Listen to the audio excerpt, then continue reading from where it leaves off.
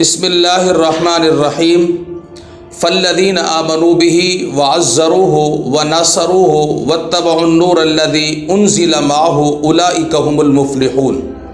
صدق اللہ العظیم۔ معزز سامعین و ناظرین، اس آیت میں اللہ پاک نے انسان کی کامیابی اور فوز و فلاح کے لیے 4 چیزیں بیان فرمائی ہیں کہ انسان کامیاب اس وقت ہو سکتا ہے جب وہ یہ 4 چیزیں 4 عمل کرے گا۔ نمبر 1، کامیابی کی پہلی شرط اور پہلی چیز حضور علیہ السلام پر ایمان لانا۔ نمبر 2، حضور علیہ السلام کا ادب اور احترام کرنا۔ نمبر 3، حضور علیہ السلام اور آپ کے دین کی مدد اور نصرت کرنا۔ نمبر 4، آقا کریم علیہ السلام پر نازل ہونے والی کتاب قرآن مجید کی اتباع کرنا۔ اب اس آیت میں جہاں اور 4 چیزیں بیان کی گئی ہیں، اس آیت میں اللہ پاک نے حضور علیہ السلام کا ادب اور احترام، حضور کی تعظیم اور تکریم کا حکم دیا ہے۔ اور حضور علیہ السلام کے ادب اور احترام اور تعظیم اور تکریم کی چند صورتیں ہیں۔ پہلی صورت یہ ہے کہ حضور علیہ السلام کے سامنے اپنی آواز کو پست رکھنا۔ اس حوالے سے میں 2 واقعے آپ کی خدمت میں پیش کرنا چاہتا ہوں۔ بخاری شریف جلد نمبر 2 کتاب التفسیر سورۃ الحجرات باب لا ترفعوا اصواتکم فوق صوت النبی کے تحت یہ واقعہ موجود ہے۔ آقا کریم علیہ السلام تشریف فرما تھے، حضور کی مجلس میں حضرت ابو بکر صدیق بھی بیٹھے ہیں، سیدنا عمر بن خطاب بھی موجود ہیں۔ قبیلہ بنو تمیم کے چند لوگ حضور کی خدمت میں حاضر ہوئے اور آقا کریم علیہ السلام نے ان میں سے کسی ایک شخص کو ان کا امیر مقرر کرنا چاہا، اور حضرات ابو بکر اور حضرت عمر رضی اللہ تعالی عنہما سے اللہ کے پیغمبر نے رائے طلب کی، مشورہ مانگا۔ حضرت ابو بکر صدیق رضی اللہ تعالی عنہ نے قعقاع بن معبد رضی اللہ تعالی عنہ کے بارے میں مشورہ دیا۔ سیدنا عمر بن خطاب رضی اللہ تعالی عنہ نے اقرع بن حابس کا نام تجویز کیا، اور اسی طرح ان دونوں حضرات کی رائے میں اختلاف ہو گیا۔ حضرت ابو بکر صدیق کہنے لگے، عمر تم ہمیشہ میری رائے کی مخالفت کرتے ہو۔ حضرت عمر نے فرمایا، حضرت میں نے ٹھیک رائے دی ہے۔ اس رائے کے اختلاف میں دونوں حضرات کی آوازیں خلاف عادت تھوڑی سی بلند ہو گئی، تو آقا کریم علیہ السلام بھی تشریف فرماتے تو فوراً ہی قرآن مجید کی یہ آیت نازل ہوئی، یا ایھا الذین آمنوا لا ترفعوا اصواتکم فوق صوت النبی، اے ایمان والو اپنی آوازوں کو نبی کریم صلی اللہ علیہ وسلم کی آوازوں سے اونچا نہ کرو۔ اس کے بعد یہ دونوں حضرات اپنے اس فعل پر سخت نادم ہوئے، اور اس کے بعد کبھی بھی حضور علیہ السلام کی مجلس میں بلند آواز سے بات نہیں کرتے تھے، اور اس قدر محتاط ہو گئے تھے کہ حضرت ابو بکر صدیق نے قسم کھائی کہ آج کے بعد میں اونچی آواز سے بات نہیں کروں گا، میں سرگوشی کیا کروں گا۔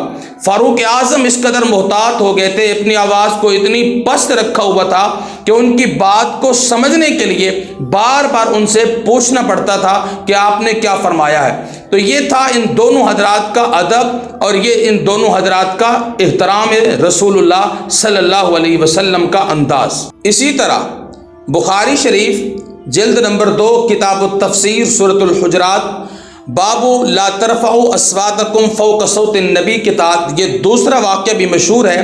حضرت ثابت بن قیس حضور کے صحابی ہیں رضی اللہ تعالی عنہ۔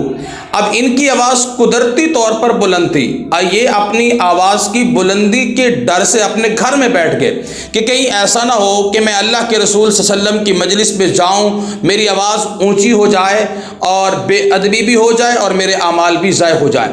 تو آقا کریم علیہ السلام نے دیکھا کہ ثابت نظر نہیں آ رہے، تو حضرت سعد ابن معاذ سے حضور نے فرمایا کہ سعد ابن معاذ پتہ کرو کہ ثابت ابن قیس اتنے دن ہو گئے نظر ہی نہیں آتے، کہیں وہ بیمار تو نہیں ہے۔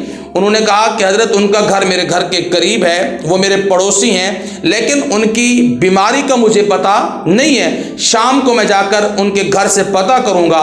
تو حضرت سعد ابن معاذ ثابت ابن قیس رضی اللہ تعالیٰ عنہ کے گھر گئے اور ان سے پوچھا حضرت کیا وجہ ہے کہ آپ مجلس میں نظر نہیں آتے؟ انہوں نے کہا یار آپ کو تو علم ہے کہ میری آواز قدرتی طور پر بلند ہے، تو میں اپنے آواز کی بلندی کے ڈر سے گھر بیٹھ گیا ہوں کہ کہیں ایسا نہ ہو کہ میری آواز بلند ہو جائے اور آقا کریم علیہ الصلوۃ والسلام کی بے ادبی بھی ہو جائے اور میرے اعمال بھی ضائع ہو جائیں۔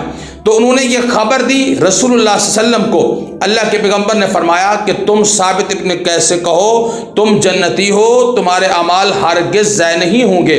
اور وہ پھر حضور علیہ الصلوۃ والسلام کی خدمت میں حاضر ہوئے اور آقا کریم علیہ الصلوۃ والسلام نے اسی ادب رسول کی وجہ سے، اسی احترام کی وجہ سے، اسی تعظیم اور تکریم کی وجہ سے اللہ کے پیغمبر نے بطور انعام کے ان کو فرمایا کہ ثابت کیا تم یہ چاہتے ہو کہ تمہاری زندگی دنیا بھی تمہاری اچھی ہو جائے اور جب تم دنیا سے جاؤ تو اللہ تمہیں شہادت کی موت نصیب فرمائے؟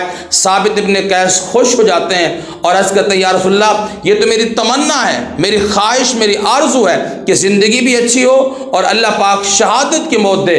پھر حضرت ابوبکر صدیق رضی اللہ تعالیٰ عنہ کے دور میں یرموک کے جنگ کے موقع پر حضرت ثابت ابن قیس رضی اللہ تعالیٰ عنہ کو اللہ پاک نے شہادت کی موت نصیب فرمائی ہے۔ تو یہ ادب رسول تھا، یہ احترام رسول تھا، یہ حضور علیہ الصلوۃ والسلام کی تعظیم اور تکریم کا نتیجہ تھا کہ اللہ نے ان کو عزتوں سے نوازا۔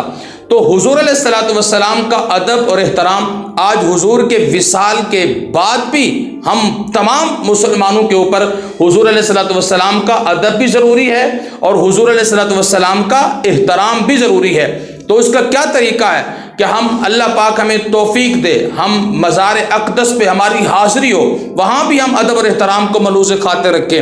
اسی طرح عام حالات میں بھی حضور علیہ الصلوۃ والسلام کا ذکر ہو رہا ہو، حضور علیہ الصلوۃ والسلام کا کوئی حکم سنایا جا رہا ہو، حضور کی حدیث پڑھی اور پڑھائی جا رہی ہو، تو ہم تمام حضرات نے حضور کے بات کو، وہ ادب اور احترام کو ملحوظ خاطر رکھنا ہے۔ اب آقا کریم علیہ الصلوۃ والسلام کے مزار اقدس کی جو ہے ادب اور احترام کو اگر دیکھا جائے تو امام مالک رحمۃ اللہ علیہ کا واقعہ ہم سب کے سامنے ہے کہ امام مالک رحمۃ اللہ علیہ نے 30 سال تک مزار اقدس پہ مسجد نبوی کے صحن میں بیٹھ کر اللہ کے پیغمبر کی حدیث کا درس دیا، لیکن جب 30 سال کے عرصے میں کبھی بھی ایک ورقہ پلٹنے کی آواز تک نہیں اوپر جاتی تھی، تو امام مالک رحمۃ اللہ علیہ کا یہ ادب رسول تھا کہ حضور کے وصال کے بعد بھی مزار اقدس کا ادب، حضور علیہ الصلوۃ والسلام کی بات کا ادب، حضور کی حدیث کا ادب اور احترام۔ تو اس لیے عزت بخاری نے کیا خوب کہا تھا کہ ادب گاہیز زیر آسماں عرش نازک تر، نفس گم کردہ میں آیت جنید و بایزیدی جا۔ عزت بخاری کہتا ہے کہ آسمان کے نیچے زمین پر بارگاہ رسالت، حضور کا روضہ مزار اقدس ایسی با ادب جگہ ہے کہ جہاں اگر جنید بغدادی اور بایزید بستامی بھی آتے ہیں تو وہ بھی اپنے سانس گم کر کے بیٹھتے ہیں، سانس کو نیچا کر کے بیٹھتے ہیں کہ کہیں ایسا نہ ہو کہ سانس اونچا ہو جائے اور بے ادبی شمار ہو جائے اور ہمارے اعمال ضائع نہ ہو جائیں۔ میں کہتا ہوں عزت بخاری نے تھوڑے نیچے لیول پہ آ کے بات کی ہے۔